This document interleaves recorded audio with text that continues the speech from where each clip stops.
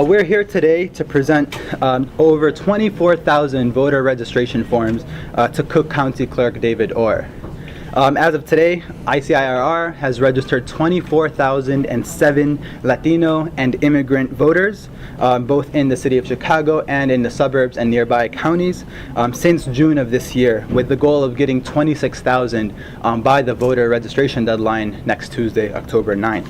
We'll be mobilizing 159,885 voters to the polls during early voting and on election day in more than 450 precincts throughout the city and the suburbs.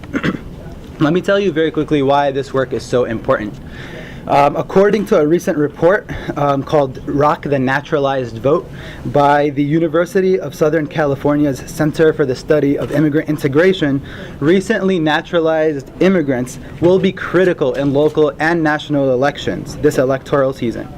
In Illinois, 9.3% of people over 18 are naturalized citizens. Much of this growth has been in the north and northwest suburbs, including in Cook County. In Illinois, nearly 1 of every 7 residents is an immigrant, and of these, 783,000 are naturalized citizens. We will be organizing marches to the polls throughout early voting and be mobilizing our community in the coming weeks. I would like to introduce Clerk Orr and also present him with all of our voter registration forms, which are right over here. Throughout ICIRR's 26-year existence, Clerk Orr has been a huge friend of the immigrant community. Our productive partnership with the clerk's office has allowed us to register more than 130,000 registrations since we've begun doing electoral work. His partnership with us has been extremely helpful, and Cook County is one of the few counties nationwide that offer all election materials in multiple languages. Cook County has materials in English, Spanish, Mandarin, and Hindi. Thank you so much, Clerk Orr, for your help, for being a friend of our community, and thank you. Thank you. It's very easy to be a friend of ICRR because of the wonderful work you do here today. And we'll make a reference to those in just a minute. So first of all, thank you, Mr. Rashid. Thank you, Artemio, wherever you are, for all the wonderful work over the years, and to the New Americans Democracy Project and the fellows that are here today for bringing us this very special delivery. Can you imagine that, getting a special delivery with 26,000 registrations? That really is a big deal. That's a wonderful deal. And as was just stated, we have a long history of working together, and it's very important to bring new Americans into the process. So it's so critical with the work that they've been doing for a long time. Understand the process. Thousands of people become new citizens every year. Okay? And what's important about it is that they become new citizens, which is very exciting for them, but often at the same time, or almost the same time, they can also become new voters. And so one of the wonderful things that ICIRR has been doing for a long time is going to these offices where these people are in fact being sworn in and registering them at the same time. And remember, on election day, all voters are equal. The rest of the time may not. I don't have $1 billion, you don't have $1 billion. But on election day, we all have one thing, we have one vote, regardless of our race, religion, or whether we came to this country 400 years ago or we came to this country just a few years ago. Okay, your voice is your vote. It's one of the themes we use over and over. It's important to be heard, and thousands of Cook County residents now will have a chance to be heard because of the work of your organization. Now, a reminder, it's not just new citizens that need to register. You have to update your registration if you haven't voted before and you're young, and if you're going to turn 18 by November 6th, you need to register. If you've moved, you registered before, you need to register. If you've changed your name because of religious or marriage or whatever, you need to re-register.